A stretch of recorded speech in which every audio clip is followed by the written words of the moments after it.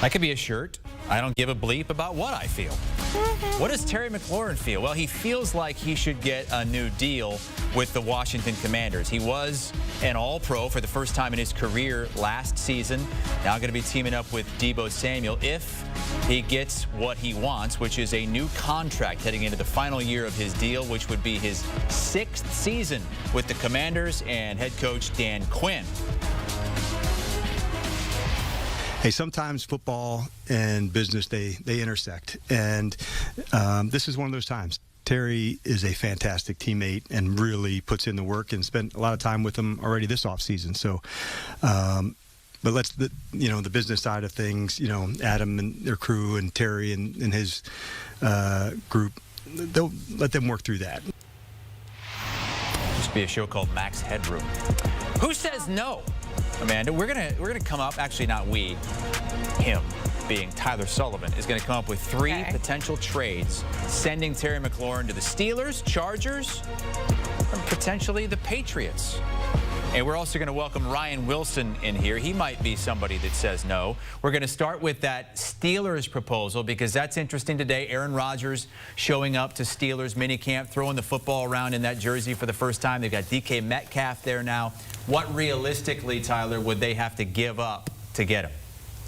And so what we're talking about here, too, is there are going to be varying degrees of these trades, right? One's going to be a little bit lower end, one's going to be medium end, and one's going to be really high end. For the Pittsburgh Steelers, this is kind of in that lower end. Again, when we talk about Terry McLaurin, this is a player very similar to what they had to go through with DK Metcalf. You not only have to trade for him, you also need to sign him to a lucrative extension. So I look here, I'm saying that the Steelers receive Terry McLaurin, then the Washington Commanders receive a second-round pick next season, along with a third rounder, the one they got in the George Pickens trade to Dallas. And I think this makes sense for the Pittsburgh Steelers because you say, okay, well, they just got DK Metcalf. How many more pass catchers do they need? Well, I think they want a lot. Just because they got rid of George Pickens, I don't think that means they don't want a 1-2 punch with DK Metcalf. And right now, you're not spending a lot of money at the quarterback position. You're bringing Aaron Rodgers in on a short 1-year deal. I think that this is a team, and Ryan, you could speak to this, will be in the quarterback market next offseason, so you would suggest that they're going to have a quarterback on their rookie deal. You can afford to have 2 stud wide receivers to help usher either Aaron Rodgers through the 2025 season and or a youngster in 2026 and beyond. Shout out to Max Headroom, first of all. I haven't thought about that name in 40 years. And Tyler, you probably have no idea who Max Headroom is. But to your point about the Steelers, here's the thing. As a Steelers homer and the draft guy, I do have a vested interest in this. I don't hate it. And you laid out the reasons why. George Pickens is gone. He was given away for essentially a second-round pick to the Cowboys. So it's costing a little more for Terry McLaurin, who has a proven track record over a longer part of his career. The only concern as a Steelers fan is this. So now we've given up a 2025 second-round pick, a 2026 second, and a third-round pick for essentially 2 players, 2 wide receivers, and you're paying those guys like 2 of the best wide receivers in the league, and understandably so. Do you want to devote that much salary cap space to that part of your roster? And here's the thing, and you touched on it, Sully. If you get the first-round pick next year right at quarterback, which you're going to have to do, get him some weapons. That's the best way to get a quarterback jump-started outside of an offensive line and running game. So I'm yes on this. I'll get to the answer there, Producer Noah. Yes on this as a Steelers fan, and yes on this if I'm the Commanders, because you get 2 premium picks back in return for Terry McLaurin. Well, this next team has a quarterback for the long term, and that's Justin Herbert. It's the Chargers. McLaurin to the Chargers, Sully, for basically a second-round pick, and I doubt Herbert would say no to a McDouble of McConkey on the inside and McLaurin on the out. Oh, my God. That's exactly right? And I love the way that you phrased that there. I think that this is perfect for the Los Angeles Chargers to give them an outside receiver, and then you have Ladd McConkey going over the middle. And this, if this looks a little bit familiar to you, Ryan, this is essentially the DK Metcalf trade with the Pittsburgh Steelers earlier this season. I tried to kind of make it as similar to that as possible, and it's a little bit different. Of course, you have Terry McLaurin entering his age 30 season. You have DK Metcalf at 27 years old. the parameters might be a little bit different, especially with the contract. But you're looking at a Los Angeles Chargers team, as you referenced. They were in the playoffs last year, one and done, not particularly great from Justin Herbert. He needs more weapons. They built the offensive line this offseason, continued to with Mekhi Becton at right guard. You've changed that entire backfield. Now is the time to bring in a star wide receiver for a team that has the most cap space in the NFL next season. So I look at that and say that makes the most amount of sense for the Los Angeles Chargers. And then for the Commanders, you're continuing to get draft capital. Yeah, I love it for the Chargers for the reasons you laid out. And Mike Williams, who they brought back, is only on a one-year deal, so he'll be off into the sunset most likely after next season. They have Quentin Johnson, their former first-round pick, who hasn't quite lived up to expectations. Ladd McConkey's been amazing.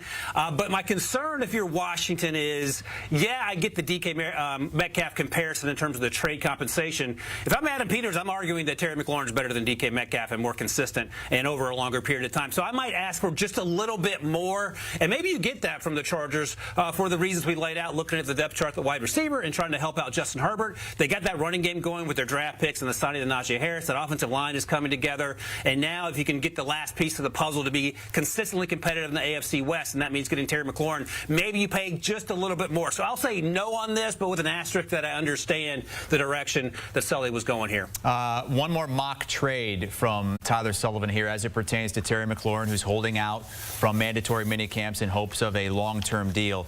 It's the Patriots, and they went out and they got Stephon Diggs in the offseason. By the way, he spoke to reporters today. He was asked a lot about the boat situation and didn't really want to get into it. But here's the proposed trade, Sully. This is a little bit steeper, a first-round pick.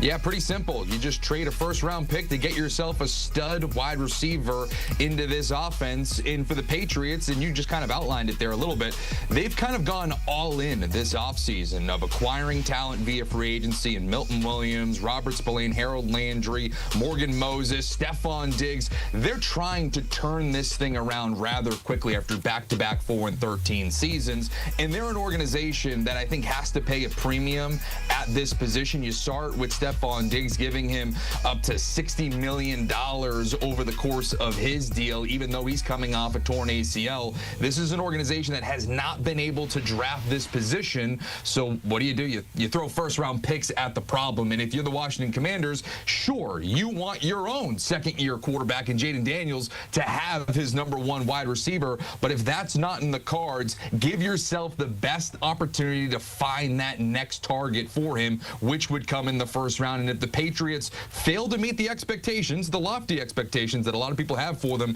in 2025, you could be looking at a first-round pick that's in the upper half of that first round. Hassel, here's how you know that Sully wants to get back in the mix and, as a Patriots fan. He's willing to give a first-round pick to help out Drake May as quickly as possible. And this, in a sense, feels like the reverse A.J. Brown trade. When Mike Vrabel was the head coach in Tennessee, he was, quote-unquote, forced to get rid of A.J. Brown for a first-round pick. And now it comes full circle, full karma, and perhaps this can get the Patriots back on track. I love this. I think this is a home run for Washington, obviously. And then, of course, you have to help out Drake May. And I've talked to Sully about this previously, and producer Boney, by the way, Patriots fan. The fact that the Patriots traded out of the pick last year and passed on Ladd McConkey still boggles the mind. This could also be some makeup karma for that. Get Terry McLaurin in there. You have Kyle Williams. You have Mike Vrabel sort of resetting the culture there in Foxborough. This is a thumbs up twice and yes all around on this trade for both sides. Okay, so that's your favorite one of the bunch. Ryan Wilson likes the mock trade McLaurin to the Patriots for a first-round pick. Tyler Sullivan giving us 3 different mock trades involving Scary Terry.